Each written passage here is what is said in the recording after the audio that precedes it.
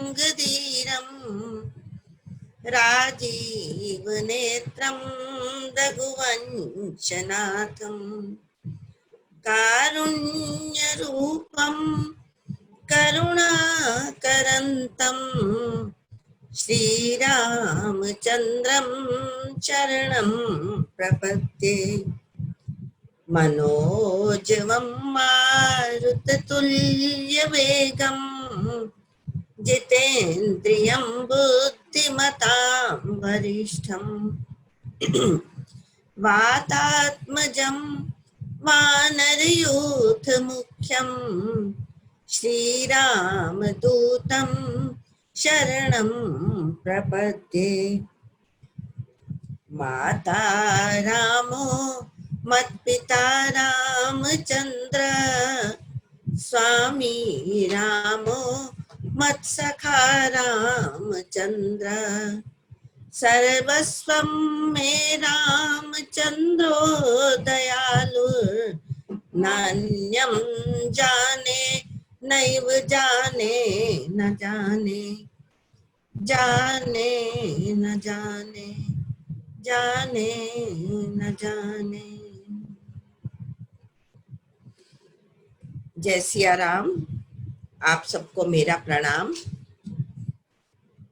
राघवेंद्र के चरणों में प्रणाम करके हम सब एक बार फिर एकत्र हुए हैं यहाँ पर हरि नाम का गुणगान करने के लिए, हरि नाम की सात्विक और तात्विक चर्चा करने के लिए हम सब लोग यहाँ इकट्ठे हुए हैं। राम। तो हम अपने रामचरितमानस के परिक्रमा क्रम में आगे बढ़ते हैं। ये हमारा चल रहा था दोहा नंबर 121, 120 के बाद का दोहा। इस पर हम थे। चौपाई है 7। एक्चुअली मैं आपको ये बता दूं, कई बच्चे हैं मुझे मालूम है जो पहली बार अटेंड कर रहे हैं यहाँ पर। जैसे 120 नंबर दोहा गया तो उसके बाद जो चौपाई आएगी वो 121 नंबर की काउंट की जाएगी। 120 के बाद जो चौपाई आती है वो 21 में काउंट होगी। तो ये 121 की चौपाई और कौन से नंबर की है?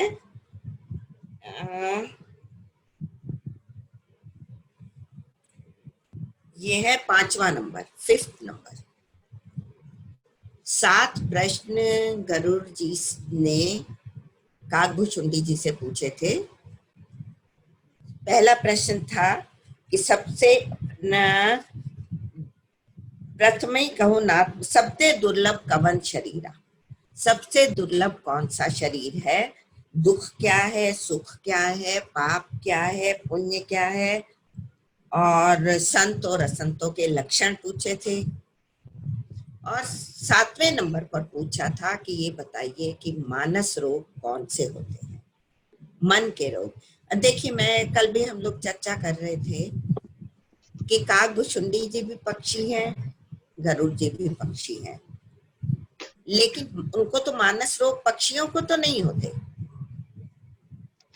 मानस रोग होते हैं हम मनुष्यों को। तो उनके बहाने से हम सब लोगों को ये सुनने को मिल रहा है कि मानस रोग भी कौन से होते हैं। तो पहला प्रश्न था कि सबसे दुर्लभ कवन शरीरा। तो उनके उत्तर में काकभुशुंडी कहते हैं, काकभुशुंडी जी बता रहे हैं गरुड़ जी को, गरुड़ जी को क्या, हम सबको बता रहे हैं, नरतन सम नहीं कवने देहि, मनुष्य शरीर के समान कोई भी शरीर नहीं है। अर्थात इतने सारी योनियां होती हैं, कभी कहीं जन्म मिलता है, कभी कहीं जन्म मिलता है सबको। 84 लाख योनियां आप सबको मालूम है, लेकिन नरतन सम नहीं कवने देहि, मनुष्य के शरीर के समान कोई भी शरीर नहीं है। और फिर उसमें ये कहते हैं कि जीव चराचर जाचत जेहि तेहि, चर और अचर उसकी याचना करते हैं, उसकी इच्छा करते हैं कि हमें मनुष्य का शरीर मिले। और सबसे बड़ा सौभाग्य हम लोगों के लिए क्या होता है, देखिए इसमें एक जगह भगवान ये भी कहते हैं कि नर्तन पाई विषय मन देही, मनुष्य शरीर कबहु की करी करुणा नर देही, देत ईस बिनु हेतु सनेही। कबहु की करी करुणा नर देही, कभी भगवान करुणा करके हमें मनुष्य का शरीर देते हैं। मांगते सब है, लेकिन जिस पर भगवान की करुणा हुई उसी को मनुष्य शरीर मिलता है। तो ये हम लोग, आपको और हमें जो मनुष्य शरीर मिला है, और यहाँ आकर सब लोग हम लोग इकट्ठे चर्चा के लिए एकत्र हुए हैं, तो ये भगवान की सबसे बड़ी कृपा है, करुणा है। कोरोना को भूल जाइए, कोरोना को, ये भगवान की सबसे बड़ी करुणा है और इसको सब लोग मानते हैं। तुलसीदास जी ने विनय पत्रिका में एक पद में, मेरे ख्याल 102 नंबर पद है, उसमें वो कहते हैं, हरि तुम बहुत अनुग्रह कीनो, साधन धाम विबुध दुर्लभ तन मोहि कृपा करी दीनो। साधन का धाम है ये शरीर आपने साधन का धाम मुझे कृपा करके दिया है। हरि तुम बहुत अनुग्रह कीनो, साधन धाम विबुध दुर्लभ तन मोहि कृपा करी दीनो। कोटि हूँ विधि मुख कही जात न प्रभु के, एक एक उपकार। भगवान के इतने उपकार हमारे ऊपर हैं, लेकिन हम तो अपनी शिकायतों से ही बाज नहीं आते। भगवान को धन्यवाद करें कि उन्होंने इतना करुणा करके, दया करके, कृपा करके हमें ये शरीर दिया है। तो ये है क्या एक्चुअली शरीर। अगली लाइन में कहते हैं, नरक स्वर्ग अपवर्ग निसेनी। निसेनी कहते हैं सीढ़ी को। नरक में जाने के लिए, स्वर्ग में जाने के लिए और अपवर्ग में जाने के लिए ये एक निसेनी है, सीढ़ी है। सीढ़ी कैसे? सीढ़ी आपके आगे रखी हुई है, आपकी मर्जी है आप किस रास्ते पर जाते हो। जैसे आपके आगे ऑप्शंस हैं, आपको जो चुनना है आप चुन लीजिए। स्वर्ग का रास्ता चुनना है, नरक का रास्ता चुनना है, या अपवर्ग का चुनना है। अपवर्ग को मोक्ष भी कहते हैं, मुक्त होना है। और अगर आपको बहुत अच्छा जन्म अगला चाहिए तो आइए भगवान की शरण में ही जाइए, और मनुष्य शरीर जिस लिए मिला है उसका सदुपयोग कीजिए। हम लोग करें, कीजिए भी क्या, हम लोग उसका सदुपयोग करें। जिस काम के लिए जो चीज मिली है उसी काम में लगानी चाहिए। और ये कहते हैं, नरक स्वर्ग अपवर्ग निसेनी, ये तो सीढ़ी है, उसके ऊपर चढ़ना या ना चढ़ना या किस पर चढ़ना हमारे ऊपर है। तो काच के सोतन धरी हरि भजई न जेनर, उस शरीर को प्राप्त करके, सो नर तन धरी, वो मनुष्य शरीर धारण करके, हरि भजई न जेनर, जो मनुष्य हरि का भजन नहीं करते, हो ही विषयरत मंद मंद तर, वो मंद से मंद बुद्धि लोग भी विषयों के वश में हो जाते हैं। देखिए ऐसा होता है, विषय हैं जितने भी, या संसार को प्राप्त करने के लिए है, हमें तीन चीज करनी होती है। तीन चीजें वर्क करती है संसार को प्राप्त करने की। संसार को प्राप्त करने के लिए मतलब सांसारिक वस्तुओं को प्राप्त करने के लिए हमें तीन चीजें चाहिए, प्रारब्ध, पुरुषार्थ और इच्छा। प्रारब्ध होगा, प्रारब्ध में होगा हमारे जो चीज मिलेगी, उसमें कुछ रोल होता है पुरुषार्थ का, या जैसे धर्म अर्थ काम मोक्ष में पहले हम लोगों ने चर्चा की थी। धर्म और मोक्ष में पुरुषार्थ प्रधान नहीं होता, पुरुषार्थ प्रधान होता है प्रारब्ध उसमें गौण होता है, और अर्थ और काम में पुरुषार्थ गौण होता है, प्रारब्ध प्रधान होता है। तो संसार की किसी भी वस्तु को प्राप्त करने के लिए प्रारब्ध, पुरुषार्थ और इच्छा चाहिए, लेकिन ईश्वर को प्राप्त करने के लिए, ईश्वर की तरफ जाने के लिए केवल और केवल इच्छा चाहिए। फिर जो पुरुषार्थ भी होगा वो ईश्वर अपनी कृपा से कराएंगे, हाथ पकड़ के वो खुद लेकर जाएंगे। तो केवल इच्छा हमें करनी है इसके लिए।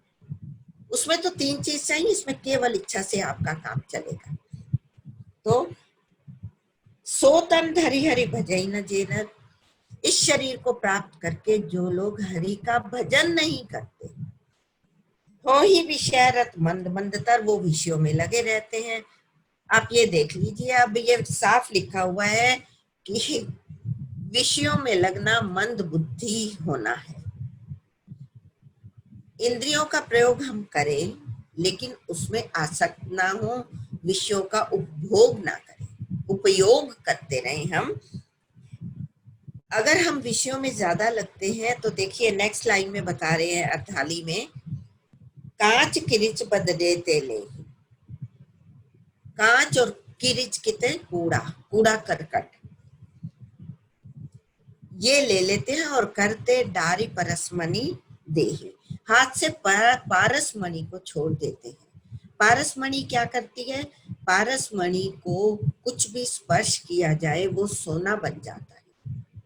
पारसमणि से कुछ भी स्पर्श किया जाए वो सोना बन जाता है।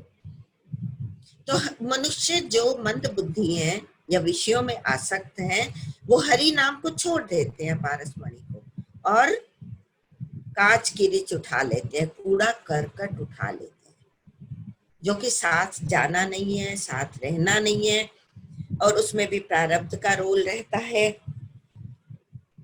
अब आगे ये तो बता दिया काकभूषुंडी जी ने कि सबसे दुर्लभ कवन शरीरा, सबसे दुर्लभ शरीर कौन सा है वो बता दिया उन्होंने। अब कहते हैं नेक्स्ट उस पर आ रहे हैं, नहीं दरिद्र सम दुख जग माही, दरिद्रता के समान संसार में कोई दुख नहीं है। और आप और हम मोटे तौर पर देखें, दरिद्रता हम पैसे की दरिद्रता समझते हैं।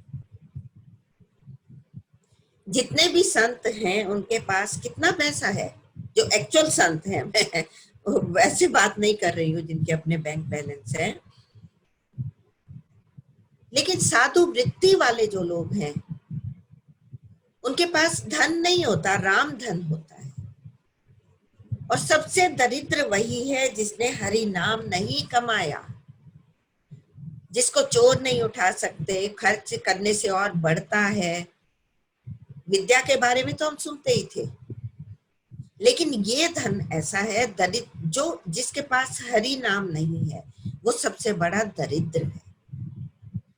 तो नहीं दरिद्र सम दुख जगमाही, दरिद्रता के समान कोई दुख नहीं है संसार में। संत मिलन सम सुख जगनाही, संत के मिलने के समान संसार में कोई सुख नहीं है। सुख की परिभाषा अगर करते हैं, सुख क्या, भोग की सामग्री मिलना क्या सुख है? हम सोचते हैं वो कंडीशनल सुख होता है। जितने भी भोग हैं हमारे, वो तभी तक हमें सुख देते हैं जब तक वो हमें मिले नहीं, उसको मिलने की इच्छा रहती है। उनके मिलने के बाद हम उनसे ऊब जाते हैं, मन भर जाता है उनसे, लेकिन हरि नाम से तृप्ति नहीं होती। तो संत मिलन सम सुख जगनाही, संत मिलन के समान सुख नहीं है संसार में। जो असली संत होता है वो क्या देता है, वो भगवंत की तरफ लेकर जाएगा, वो वहीं पर नहीं रोकेगा, अपने तक नहीं रोकेगा, असली संत। और संत के लिए कहते हैं संत मिले कैसे, बिनु हरि कृपा मिले ही नहीं संता, हरि कृपा के बिना संत नहीं मिलते। यदि जीवन में हमें किसी ने मार्ग दिखाया है हरि का, तो ये समझ लीजिए कि आपके ऊपर कृपा हो चुकी है, हमारे ऊपर कृपा हो गई है। कोई संत आके हमें अगर हाथ पकड़ के कहता है कि ये जप कर लो, ये पाठ कर लो, ये हरि नाम लो, तो संत मिलन सम सुख जग नाही। सुख संसार में कोई सुख संत के से मिलन के समान नहीं है। पर उपकार मचन वचन मन काया, मन और वचन से क्या करते हैं, मन वचन और शरीर से परोपकार करना, यह संतों का सहज स्वभाव है। संत सहज स्वभाव रघुराया खगराया, ये संतों का सहज स्वभाव है, वो उपकार करते हैं। एक्चुअली संत वस्त्र या वेशभूषा से नहीं होते, वृत्ति से होते। इस लॉकडाउन में भी डॉक्टर साहब ने हम लोगों का हाथ पकड़ के हमें गीता की परिक्रमा कराई, हमें गोपी गीत कराया, इधर लगाया, उपदेश सारम मुझे लगता है हम लोगों में से ज्यादा लोग नहीं जानते थे, वो किया। तो ये सब क्यों किया, उपकार है हमारे ऊपर। तो संत सहज स्वभाव होता है उनसे, वो उपकार किए बिना रहते नहीं है, उनका स्वभाव है। अगर हम नहीं चाहेंगे तो संत हमारे ऊपर उपकार करेंगे, क्योंकि वो अपने स्वभाव से मजबूर है। तो सहज स्वभाव, और ये भी कहते हैं संत हृदय नवनीत समाना। संतों का हृदय नवनीत कहते हैं मक्खन को, मक्खन के समान होता है, वो पिघल जाते हैं बहुत जल्दी। आप देखिए, आपने हम सबने मिलके किया था, इंद्र का पुत्र जब जयंत आता है, इधर उधर भटकता रहता है पिता के पास, जब भगवान ने उसको सरकंडे का तीर मारा था ना, तो वो इधर उधर घूमता फिरा, किसी ने उसको आश्रय नहीं दिया। तो नारद देखा विकल जयंता, लागी दया कोमल चित्त संता। संतों का चित्त कोमल होता है, उनको दया आ गई। तो उन्होंने यही कहा था कि जाओ भगवान के चरण ही पकड़ लो जाके। ये नहीं कहा मैं तुम्हें मुक्ति दिलाऊं या मैं जाके भगवान को कहूं, ये कहा जाके आप भगवान के चरण पकड़ लो। और बहुत सुंदर वहां कहते हैं, जयंत कहता है, निज कृत कर्म जनित फल पाया, मैंने अपने कर्मों का फल पा लिया है। अब प्रभु पाही, अब हे प्रभु मेरी रक्षा करो, शरण तक ही आयो, मैं आपकी शरण में आया हूं। तो संत यही करते हैं, वो भगवान के पास भेजेंगे, और आपको जब बेचैन देखेंगे, विकल देखेंगे, तो वो यही कहेंगे कि भगवान की शरण लो।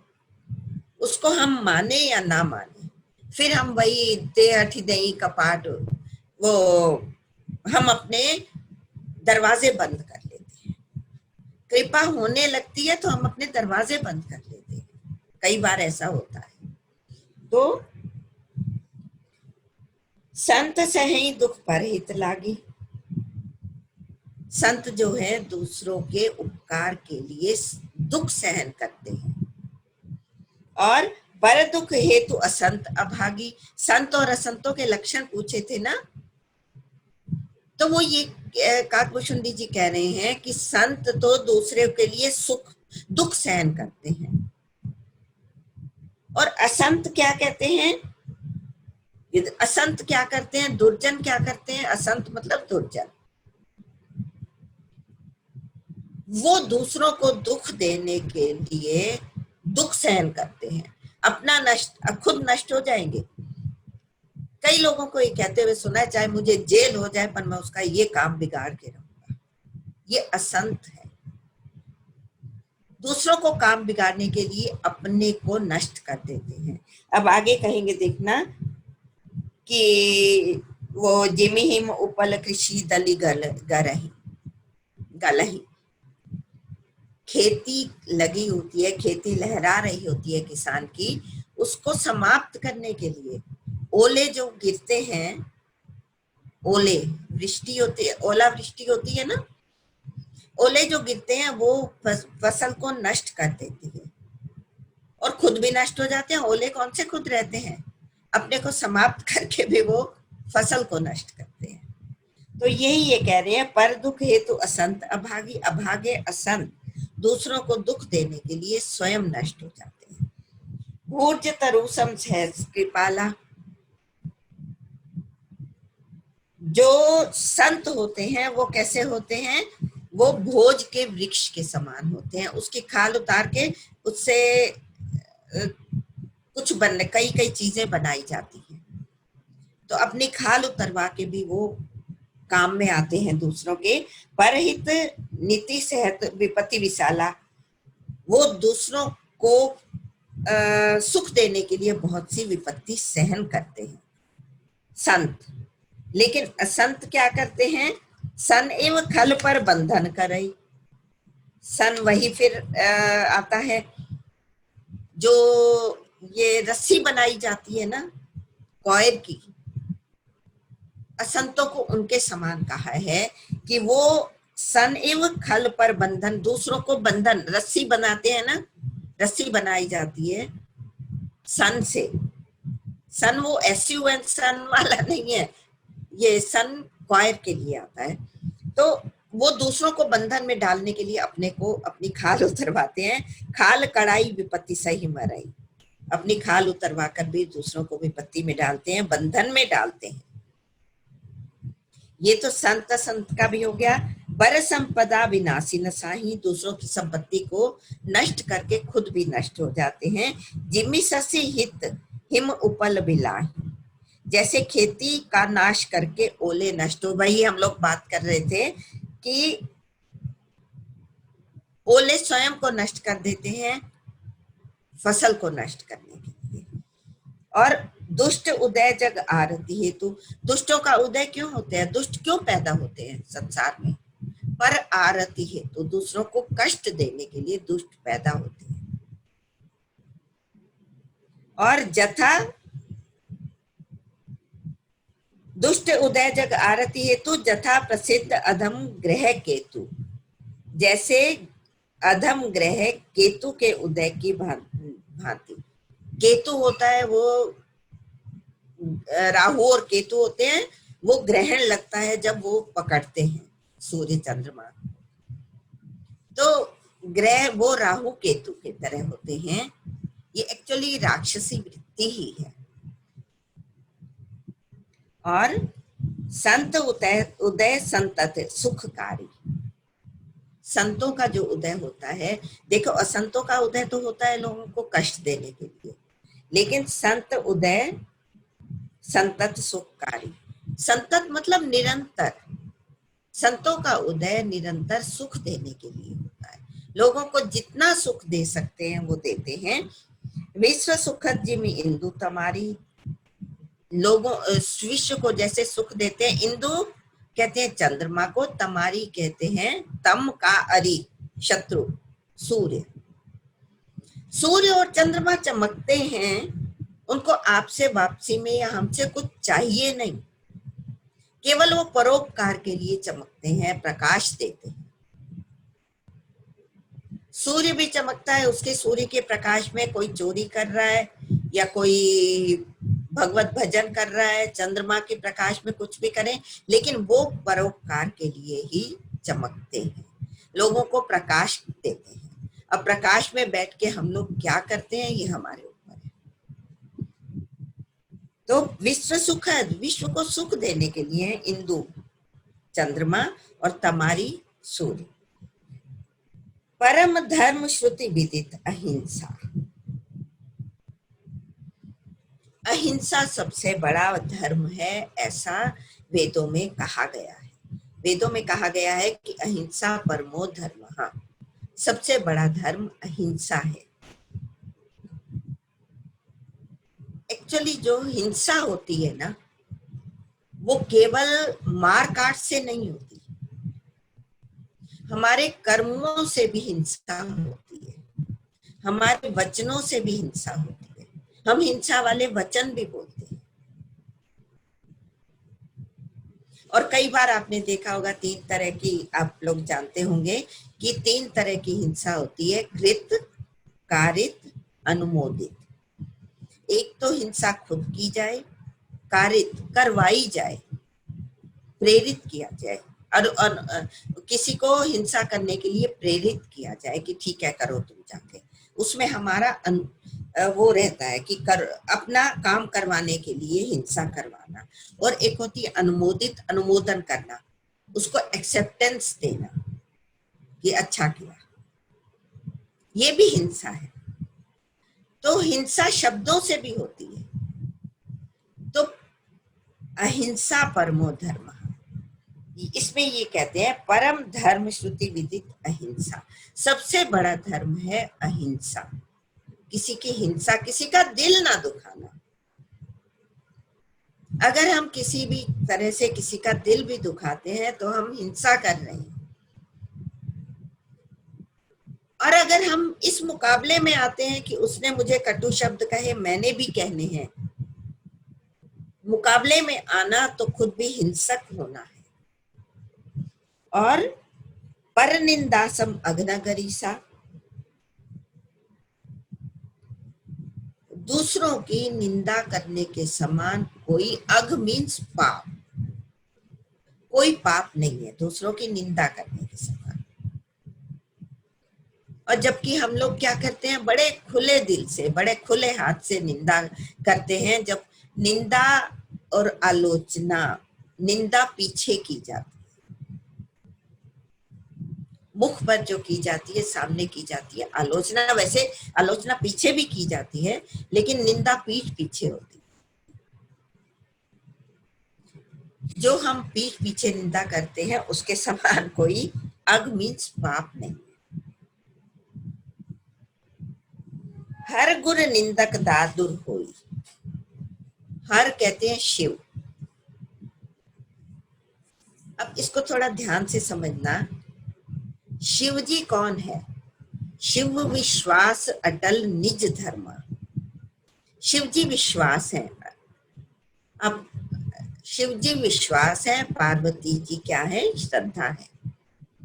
श्रद्धा विश्वास रूपिण, श्रद्धा और विश्वास है शिव जी और पार्वती जी। और हर, हर कहते हैं शिव जी, हर शिव जी है, हरि विष्णु जी है।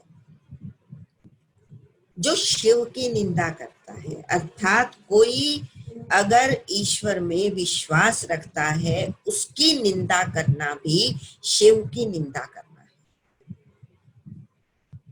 ध्यान देना इस चीज को।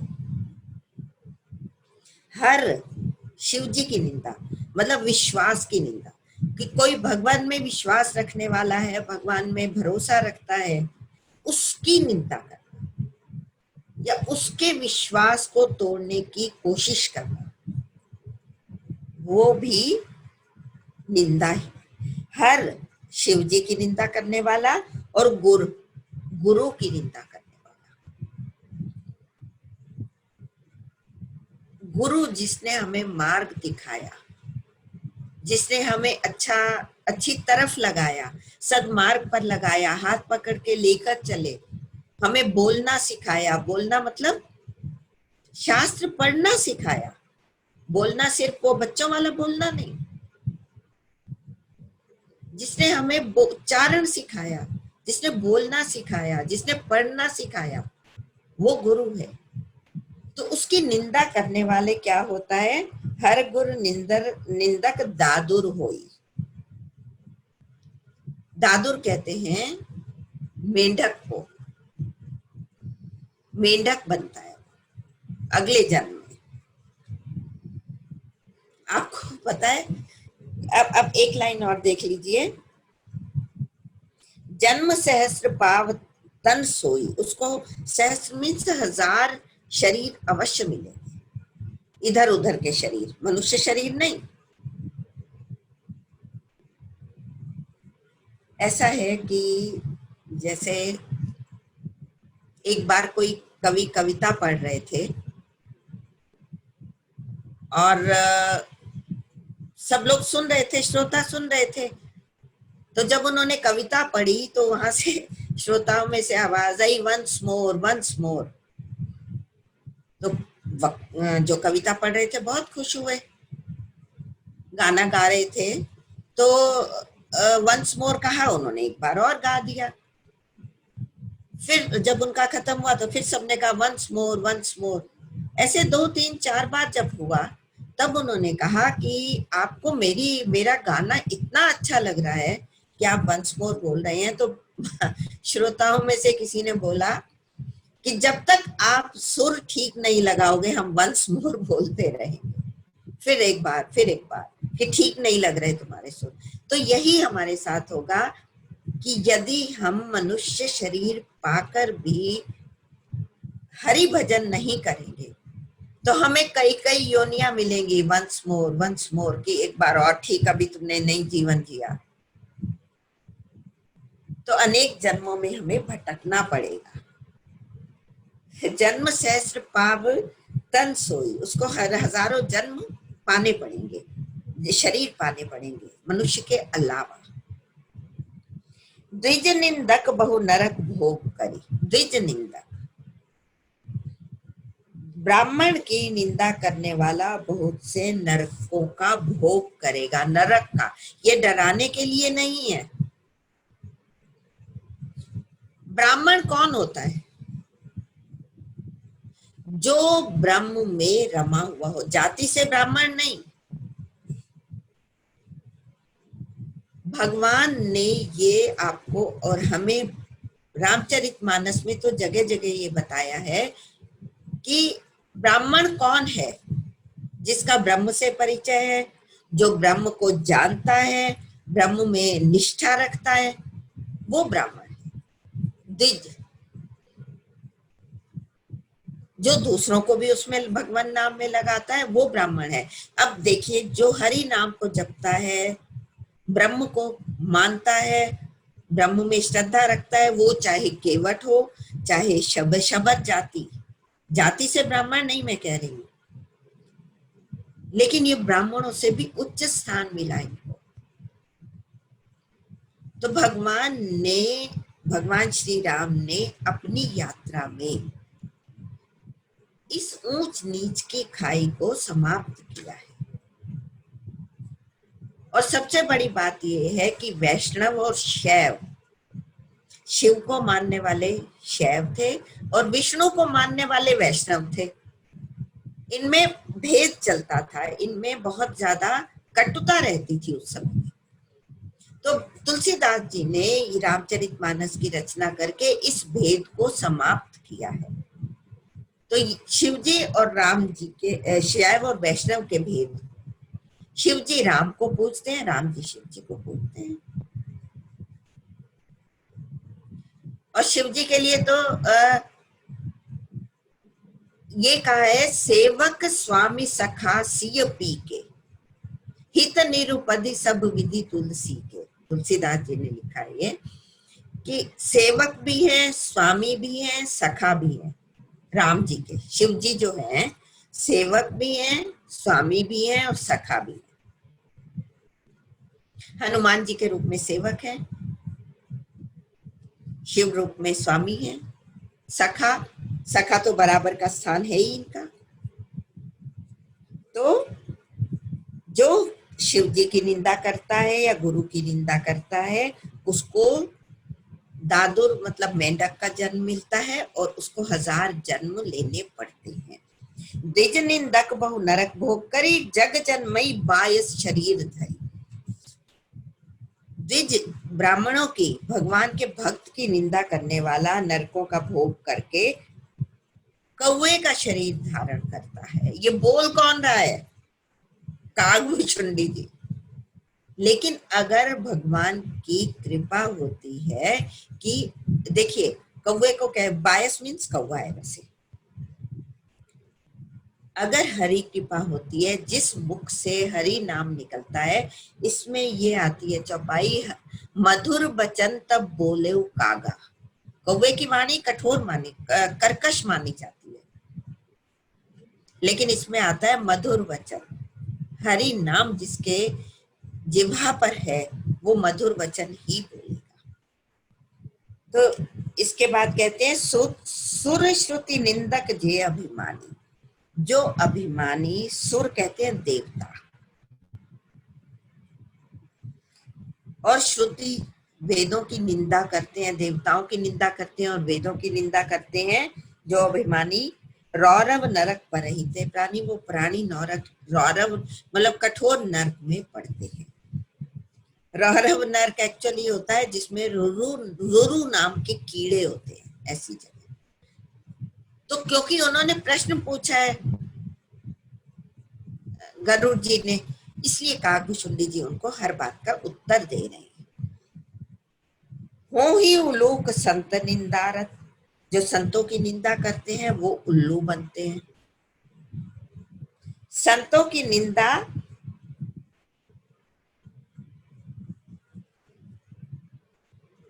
देखिए, संत उल्लू क्यों बनते हैं? संत तुम्हें ज्ञान देंगे, ज्ञान प्रकाश है, ठीक है।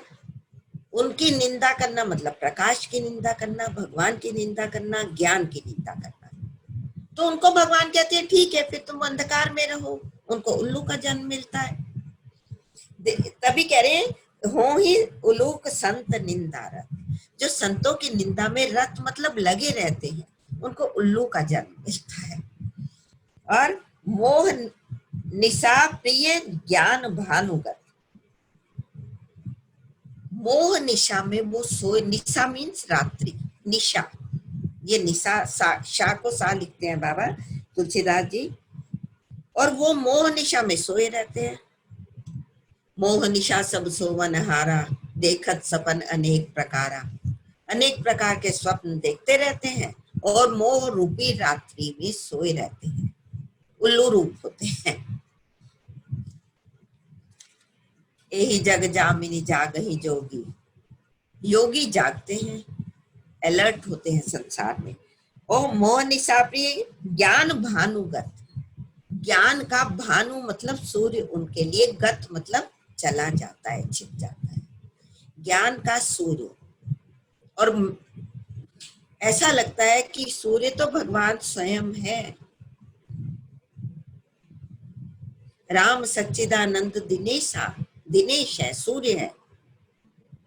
नहीं तो मोह निशा लवलेशा, वहां पर मोह की रात्रि नहीं है, लेकिन उसकी जो निंदा करते हैं वो मोह की रात्रि में सोए रहते हैं, उल्लू है, उल्लू का जन्म मिलता है। और ऐसा भी एक बात बता दूं,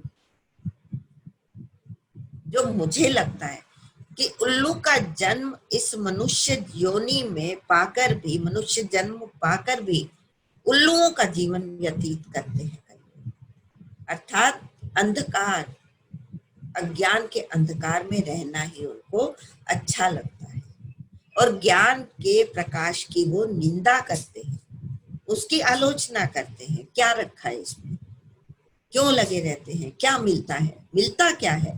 अरे भाई उससे पूछ के देखो जिसको मिलता है, क्योंकि जिसने उस स्वाद को चखा नहीं वो क्या जाने कि इसमें क्या आनंद है। ये तो गूंगे का गुड़ है। जो कोई गूंगा है उसको गुड़ खिला के पूछो कि कैसा है, वो केवल इशारे से बताएगा, बोल तो पाएगा नहीं। तो हरि नाम में जो मस्ती है वो वही जानता है जिसने उसको चख कर देखा है। और जो आलोचना करेंगे क्या रखा है, क्या, बहुत बहुत ज्यादा होता है ऐसा, उनको नहीं मालूम। रामचरित जे सुनत अघाही, अघाही मतलब थक जाते हैं, रस विशेष जाना दिन नाही, उन्होंने उस रस विशेष को जाना ही नहीं है। और जिसने बिल्कुल चखा ही नहीं है, अघाना तो दूर रहा। तो भगवान जी भला करे सबका, सबको अच्छी बुद्धि दे। तो सबके निंदा जे जड़ करही, जो जड़ बुद्धि लोग सबकी निंदा करते हैं,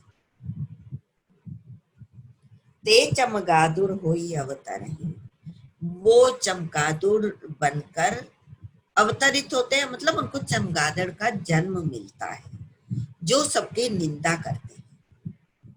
देखिए, सबके निंदा जे जड़ करें,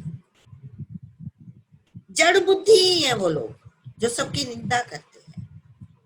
उनको चेतन बुद्धि कैसे होगी? जिसमें, जिसकी बुद्धि में चैतन्य होगा वो किसी की निंदा करेगा ही नहीं।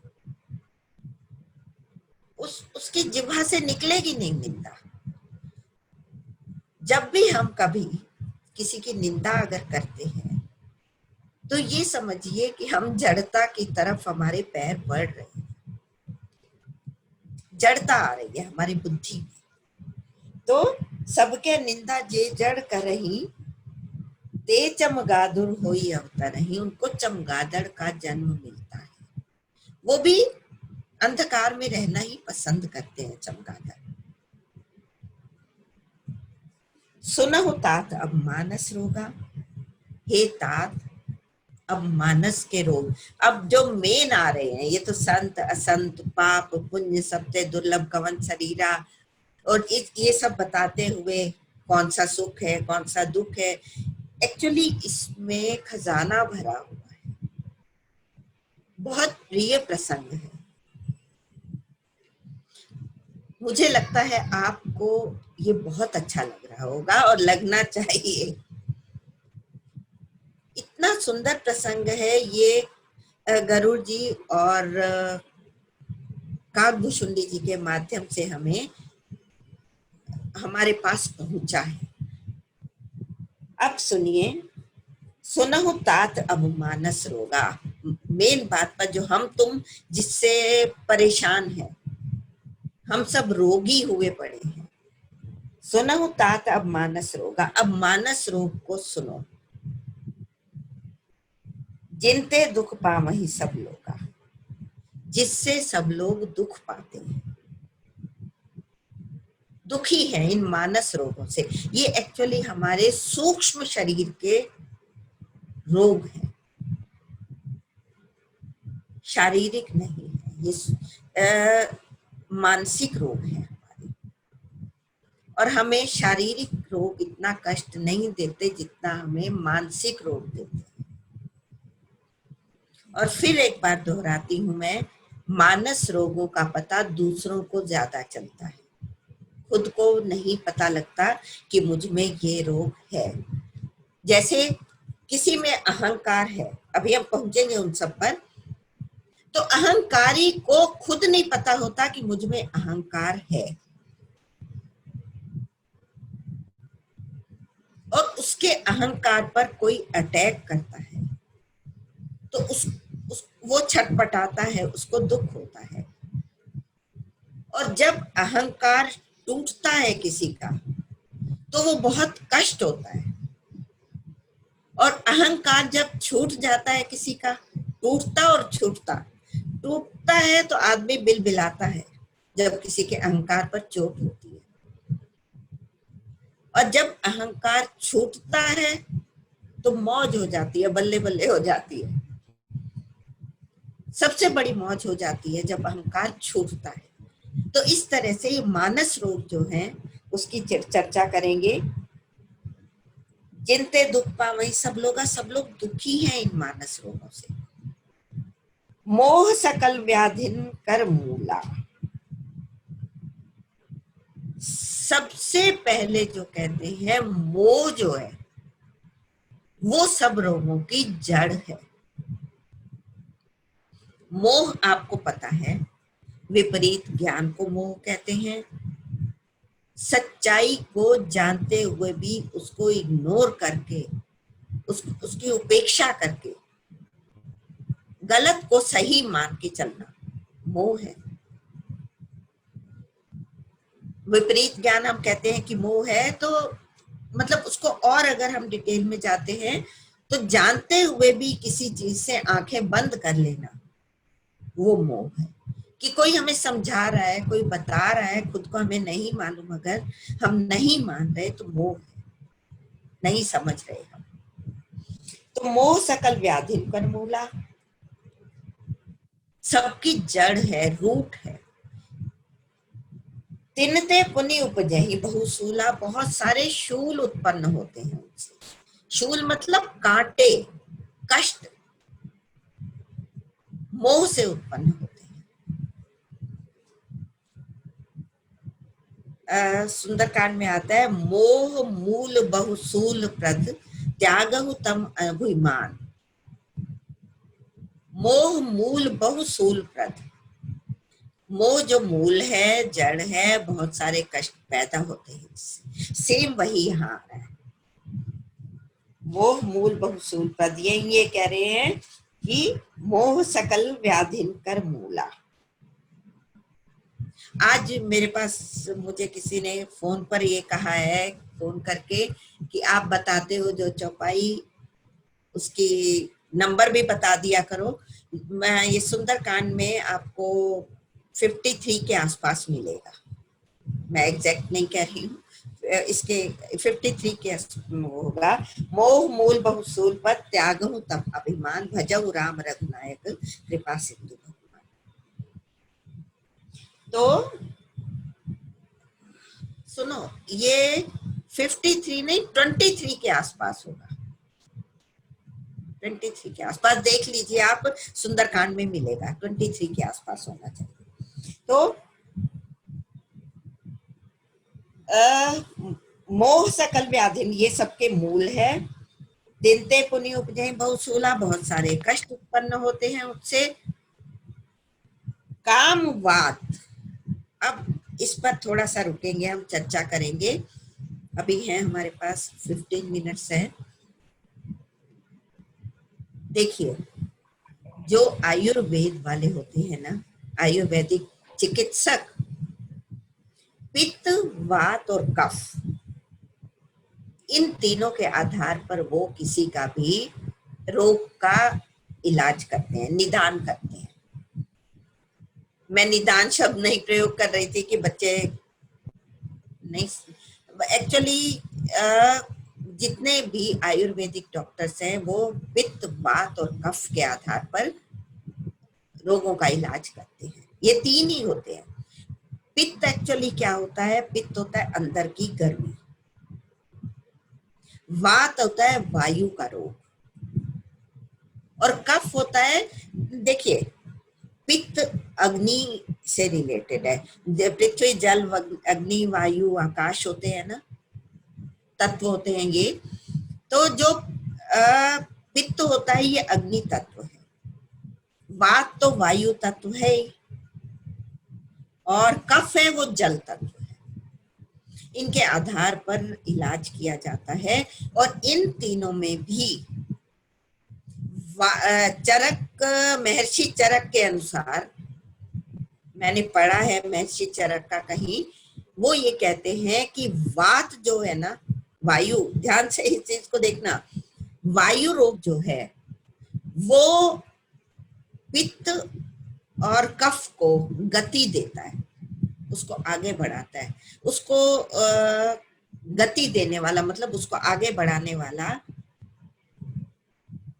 उसको और ज्यादा क्या कहना चाहिए, इस रोग को बढ़ाने वाला वायु रोग है, वो इन दोनों को गति देता है। ये दोनों वायु को नहीं देते, वायु रोग देता है, वायु है जो वो इनको आगे बढ़ाता है। अच्छा, ये तीन हो गए।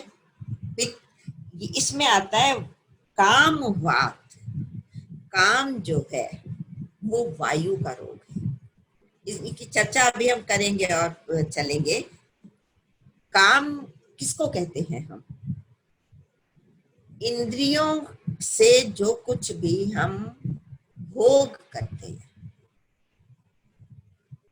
भोगते हैं, उपयोग नहीं, भोग करते हैं, जो वो काम है। ये किंकर जी के शब्द बता रहे हैं। और काम वात, काम है ये वायु का रोग है। कफ लोभ अपारा, कफ जो है, पित्त, वात और कफ है ना, ये लोभ है। लोभ मतलब लालच, ये कफ का रोग है। और क्रोध पित्त, क्रोध जो है वो पित्त का रोग है। पित्त मतलब गर्मी। जितने भी क्रोधी लोग होते हैं उनमें गर्मी ज्यादा रहती है। काम वात कफ लोभ अपारा, क्रोध पित्त नित छाती जारा, इससे छाती चलती रहती है। देखिए, काम जो है वो हमारे मन, वचन और कर्म पर कैसे प्रभाव डालता है, ये आप देखिए। काम, काम जब आएगा तो क्या करेगा, हमारे हृदय मन में वासना उत्पन्न होगी। जब काम आएगा तो हमारे हृदय में वासना उत्पन्न, मन में वासना उत्पन्न होती है। वचन पर कैसे प्रभाव करता है काम, आदमी चापलूसी करता है, कामी व्यक्ति जिसमें काम का प्रभाव रहता है वो चापलूस भी होता है, तो वचन में उसके चापलूसी होगी। और कर्म में क्या होगा, मन, वचन और कर्म पर कैसे प्रभाव डालती है ये चीजें, उसके कर्म में व्यभिचार होगा, व्यभिचारी होगा। तो ये मन, वचन और कर्म में इसका प्रभाव होगा कामी का। क्रोध में क्या होता है हमारे किसी, जिसको भी कभी क्रोध आता है तो उसका क्या होता है, मन में द्वेष पहले आता है। द्वेष मतलब दूसरे के लिए कुभाव, द्वेष पहले आता है। राग और द्वेष दो होते हैं ना, तो द्वेष आ जाता है उसमें, मन में क्रोधी को पहले द्वेष आएगा। और मन, वचन में क्या होगा, उसके कठोरता होगी, कठोर परुष वचन बोलेगा। परुष मतलब कठोर वचन, क्योंकि जितने भी क्रोधी लोग होते हैं वो कठोर से कठोर वचन, जितना उनके पास स्टॉक होता है ना कठोर वचनों का, उसका प्रयोग करते हैं, कठोर से कठोर, क्योंकि वो तीर का काम करना चाहते हैं उन कठोर वचनों से। मन में क्या है, द्वेष, वचन में परुष वचन, कठोर वचन, और कर्म में क्या होता है इनके क्रोधी के, हिंसा, हिंसा पर उतारू हो जाते हैं। जब कठोर वचन बोलने से वो मन नहीं भरता तो क्या हो जाता है, उनमें हिंसा की भावना आ जाती है, हिंसक हो जाते हैं, मार पिटाई। और अब एक तीसरा कौन सा बचा, लोभ। ये हमारे वचन, मन, वचन और कर्म पर कैसे प्रभाव डालते हैं। लोभ क्या कहता है, करता है मन में तृष्णा पैदा करता है। तृष्णा मतलब मुझे ये चाहिए और चाहिए, ये मन में तृष्णा इच्छा होती है कि मुझे ऐसा चाहिए। वचन में क्या रहता है लोभी के, असत्य रहता है। जैसे दुकानदार के पास आप गए, एक ऐसे ही एग्जांपल दे रही हूँ, तो उसको ये लोभ आता है कि मैं इससे कमा लूं, जितने की इसको जरूरत है दूसरे को तो मैं उसका लाभ उठाऊं। तो वो क्या कहता है, जितने की जी मैं आपको दे रहा हूँ इतनी तो मुझे घर में ही नहीं पड़ी है। ये आप सब लोगों को सुनने को मिलता होगा कई बार, इतनी तो मुझे खरीद भी नहीं पड़ी है। तो क्या है, कहते हैं हम तो जी सेवा के लिए खड़े हैं। असत्य, जो लोभी होता है उसके मन में तृष्णा होती है, वचन में असत्य आ जाएगा, झूठ बोलने लगेगा, झूठ बोलकर फायदा उठाना चाहेगा। और कर्म क्या होगा, गलत कर्म करेगा। जैसे आपको एक उदाहरण अगर दूं, गलत काम कैसे करेगा, मिलावट करेगा चीजों, क्योंकि उसको लोभ हो रहा है कि इतने पैसे में मैं कम लागत से ज्यादा पैसा कमाऊं, तो गलत कार्य करने लगे। ये तो हो गया इनके मन, वचन और कर्म पर ये काम, पित्त, क्रोध और लोभ कैसे हमारे ऊपर असर करते हैं। काम वात, वायु का रोग है। कफ लोभ, लोभ जो है कफ है। अब देखिए एक बात सुनिए, क्रोधी व्यक्ति हमेशा क्रोध नहीं कर सकता, हमेशा उसमें नहीं रह सकता, लोभी रह सकता है। कामी भी हमेशा काम में नहीं लगा रहेगा। और इसमें बहुत सुंदर होता है कि अगर कामी में काम का गुण है तो उसमें क्रोध नहीं होगा, कम से कम क्रोध होगा, उसकी मात्रा कम होगी। और क्योंकि वो चापलूस होगा, क्रोध नहीं होगा, लोभी भी नहीं होगा, ज्यादा से ज्यादा खर्चा भी कर लेगा। आप अगर ध्यान इसमें और गहरे में जा रहे हैं तो जिसमें एक चीज क्रोधी जो होगा वो कामी कम होगा, और उसमें लोभ भी नहीं होगा क्रोधी में। तो जिसमें एक प्रोमिनेंट होता है, मुख्य होता है इन चीज में, काम क्रोध और लोभ, दूसरे कम होते हैं उसमें। ये चीजें, ये बीमारियां हैं। अब कैसे क्रोध अगर किसी को आता है, कोई कहता है कि मुझे क्रोध आता है, तो उसको मैं कैसे जीतूं, मैं कैसे जीतूं? तो क्षमा से जीत सकते हैं किसी को भी। जिस पर क्रोध आ रहा है उसको क्षमा करो, गलती हुई है उसको क्षमा करो, क्षमा से जीता जा सकता है क्रोध। लेकिन जो क्रोध कर रहा है, क्रोध का अटैक जिसके ऊपर हो रहा है, वो कैसे बचे? स्वामी राम सुखदास जी का तो मैंने ये भी पढ़ा है, वो ये कहते हैं कि जहां पर बैठकर तुम्हें क्रोध आ रहा है, आप स्थान बदल, और जहां कोई क्रोधी व्यक्ति है वहां स्थान से हट जाना ही बेहतर है, नहीं रहना। क्योंकि ये हम लोगों की सबकी समस्या है आज के समय की, क्रोध की। और क्रोधी व्यक्ति के साथ यदि मुकाबले पर आओगे, यदि देखिए जब वहां तो आग है, उस आग का मुकाबला करने के लिए जब आप सामना करने जा रहे हो, या तो आपने, देखिए कहीं पर अगर आग लगी है, आपने फायर प्रूफ ड्रेस वो अपना वो नहीं पहना, तो आप जलोगे, पक्का जलोगे।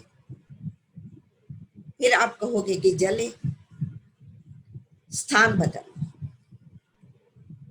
जिसको खुद को क्रोध आता है, अपने क्रोध को समाप्त करना चाहता है, उसको क्षमा करने से ही वो उसको जीत सकता है। और कई बार ये कहते हैं क्रोधी लोग, क्रोधी व्यक्ति, कि वो मुझे क्रोध दिलाता है, वो मुझे गुस्सा दिलाता है। आपका रिमोट कंट्रोल दूसरे के पास है, जो आपको वो ऑन कर देता है, गुस्सा दिलाता है।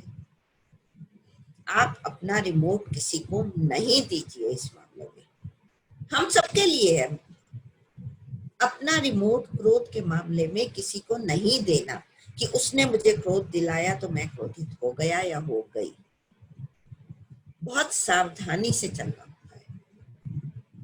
हम अगर शास्त्र को पढ़ते हैं, शास्त्र पढ़ने के बाद भी हम बीमार रहते हैं अगर इन बीमारियों से, तो इस शास्त्र का दोष नहीं है, दोष हमारा है। यदि हमने शास्त्र की मानी नहीं तो हमने क्या किया? हमने बाहर बाहर से ही गंगा जी में जाके उसके दर्शन किए। हम लोग कथा में जाके तो बैठ जाते हैं, लेकिन कथा हमारे अंदर बैठे वो ज्यादा जरूरी है। हम बैठ जाते हैं कथा में, या सत्संग में बैठे, सत्संग हमारे अंदर कितना बैठता है। तो प्लीज सत्संग को अपने अंदर लाए हैं। शास्त्र को केवल सिर्फ पढ़ने के लिए एक रिचुअल नहीं बनाना, हमने उसको अपने जीवन में उतारना भी है। केवल ज्ञान ले लेने से कुछ नहीं होगा। इन रोगों की चर्चा, वाकई हम सब लोग इससे रोगी हुए पड़े हैं। तो सच पूछिए कि हमें अगर सत्संग मिल जाता है, कथा मिल जाती है, तो हमारे रोग दूर होते हैं।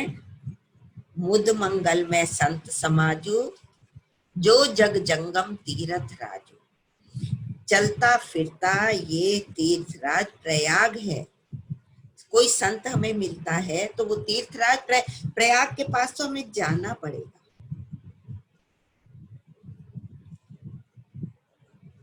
तो हम अपने को शुद्ध कर सकते हैं, अपनी बीमारियां दूर कर सकते हैं उस त्रिवेणी में स्नान करके। तो त्रिवेणी में हम स्नान कैसे करें और क्या करें, ये हम अगली बार चर्चा करते हैं।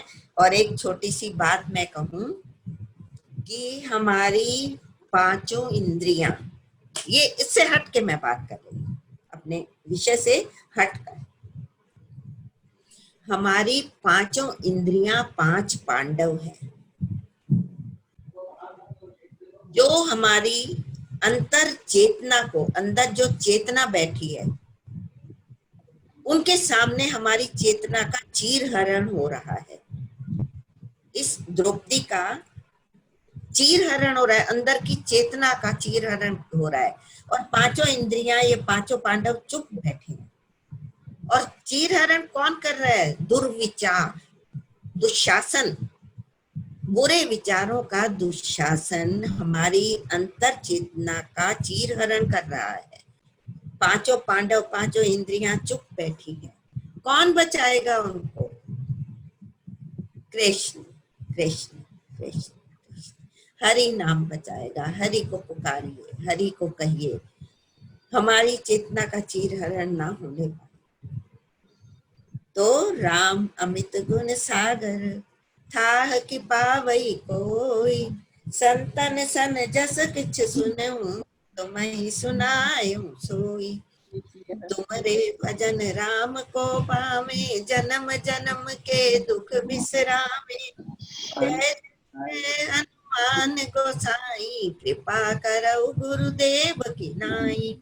पवन तनय संकट हरण, मंगल मूर्ति रूप। राम लखन सीता सहित, हृदय बसो सुरभूप। भगवान जी के चरणों में प्रणाम करते हुए सबको मेरा सादर बहुत प्रणाम। बहुत प्रणाम, बहुत बहुत प्रणाम। बहुत सुंदर हो जाता